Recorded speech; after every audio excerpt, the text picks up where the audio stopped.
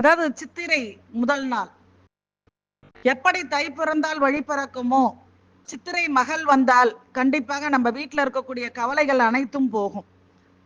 இன்னைக்கு அதாவது பாத்தீங்க அப்படின்னா சுரக்காயை வாங்கி அந்த சுரக்காயை கட் பண்ணி அந்த சாதத்தை கொஞ்சம் எடுத்துட்டு அதற்குள்ள ஒரு நல்ல அகல வாங்கி அந்த அகல நல்லா தண்ணியில அலம்பி தொடச்சிட்டு தேன் ஒரு ஸ்பூன் தேன் ரெண்டு அகல் எடுத்துக்கணும். அந்த 2 அகல்ல தேனை ஊத்தி அதுல பாத்தீங்கன்னா சுத்தமான நெய்யை விட்டு தீபத்தை பொருத்தணும். அந்த தாம்பால தட்டுல பாத்தீங்கன்னா நெல்மணிகளை பரப்பி அதற்கு மேல 8 வெற்றிலை வைத்து இந்த 2 சுரக்காயை வைத்து இந்த தீபத்தை சித்திரை மாதத்துல பொறுத்துறீங்கன்னும் போது சகல ஐஸ்வர்யங்களும் உங்க இல்லத்துல இருக்கும். அது மட்டும் இல்லாம மன நிம்மதி, மன சந்தோஷம் நிரந்தரமா இருக்கும்.